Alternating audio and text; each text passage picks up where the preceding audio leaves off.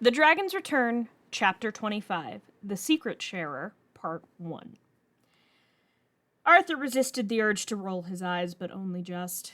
He had never really enjoyed council meetings. They had grown more tolerable with Merlin at his side, but she tended to hold her most snarky comments until after the meeting was finished.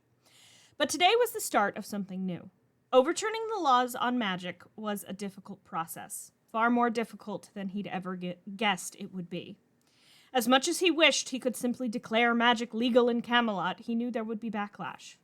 Many of the younger people had grown up with the ban, being fed Uther's lies about corruption and evil being the root of magic. Many of the older crowd had seen the years before when magic had been free. They might be easier to convince. But with everything that had been done in recent years, and with Morgana's descent into madness being largely blamed on her magic rather than the fear of it Uther had instilled in her, things were going slowly. But small changes were being made. Arthur, along with Merlin and a few of the knights, though it largely fell to Lancelot, had been picking through Uther's old laws. A few words here and there to update them, or more accurately, a few words removed here and there, and to the letter of the law, magic slowly became less illegal. Today was a bigger step. The revisions to this particular trading law took out the clause Uther had added that forbid trade with druids.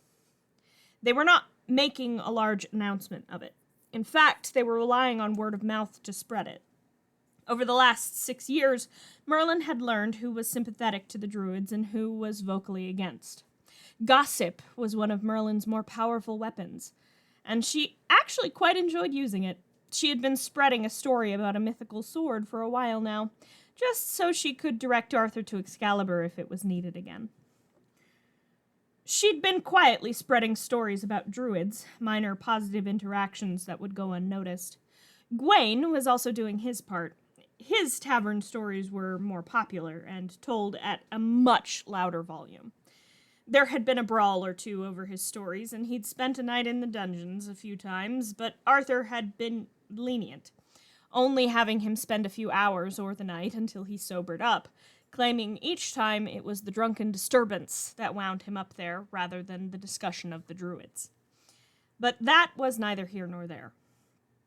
The last item on the agenda is the revision of the internal trade laws, Joffrey said, tapping his quill in the ink pot in front of him. Are there any objections? Arthur asked. Each counselor had a copy of the revised law. They'd had it for a week so that they could suggest improvements or alterations as needed. Agravain frowned, shuffling his papers.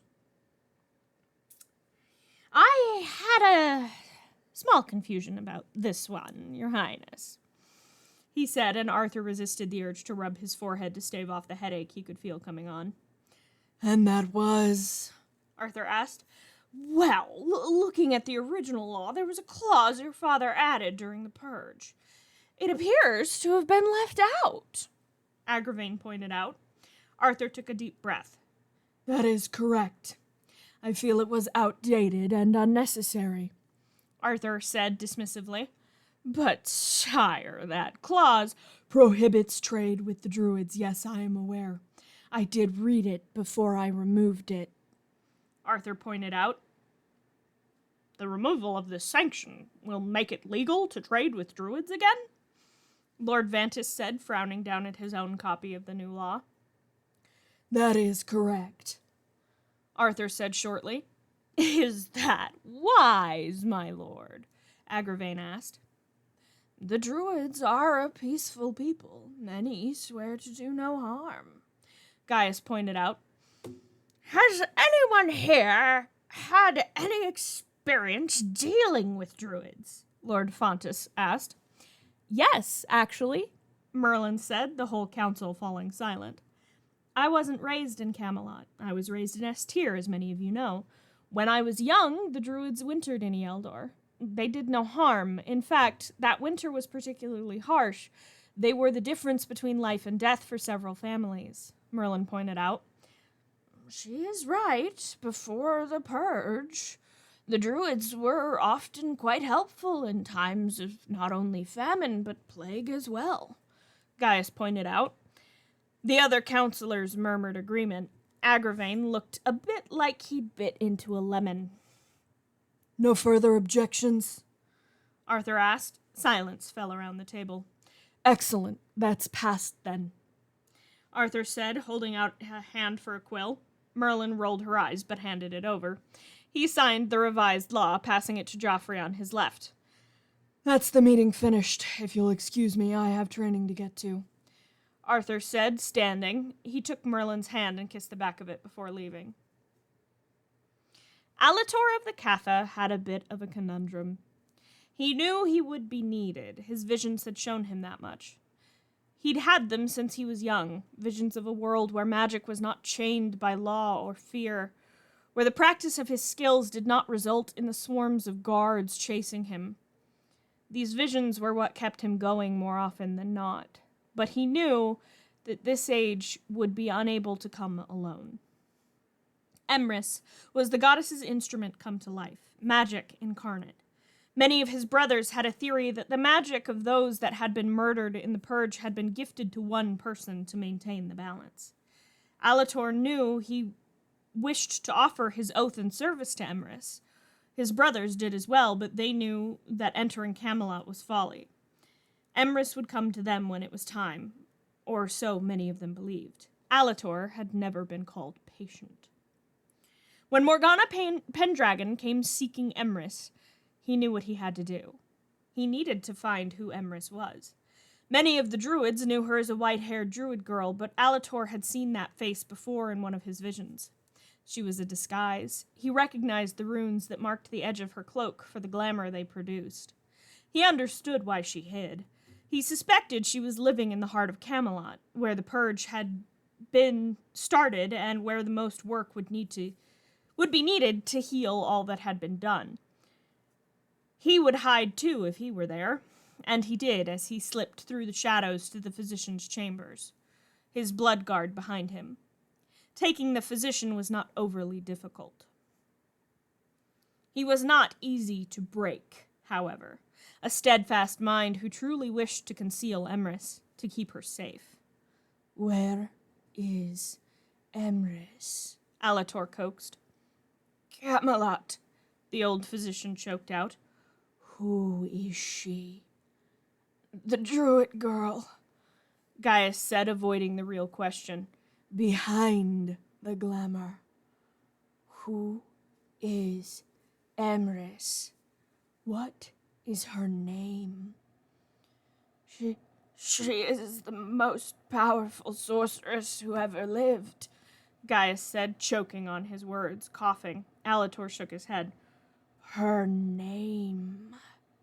What is her name? He asked. Merlin, Gaius said as tears slid down his face. Her name is Merlin. The legends the Druids speak of are true. Merlin is Emrys. He shivered. A woman with a great destiny, one she has only begun to accept. She will unite the old with the new, bring balance back to the world.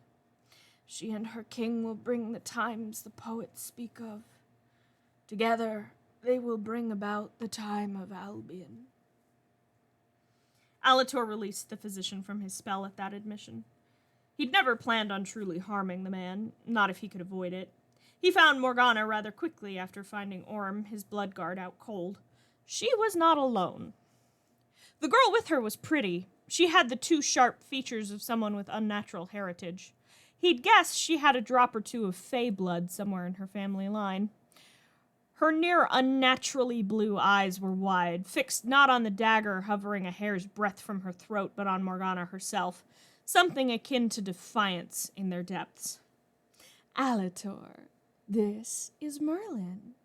She smirked, and Alator's attention turned fully to the girl on the ground before him. Reaching out his senses, he could feel it, the magic bubbling under her skin, practically begging to be unleashed upon the threat before her. She's just a little up-jumped serving wench my brother's seen fit to bed. He always did have terrible taste. I trust your time with Gaius was fruitful. It was. I know not only who Emrys is, but where, he said, stepping so he was halfway between them. Tell me. There was a manic glint in Morgana's eyes as she smiled at him. Never, he said, turning his staff on Morgana before she could react to his treachery. She was fallen, out cold in a moment. There was a soft clink as the dagger fell to the sandy rocks of the mine floor. What have you done to Gaius? Merlin demanded, her eyes flashing gold as the whole mine shook. He's well. The knight you brought with you found him. I am sorry, it was not my intent to hurt those close to you, Alator said, kneeling. Emrys, I am honored to be of service. She blinked at him in confusion.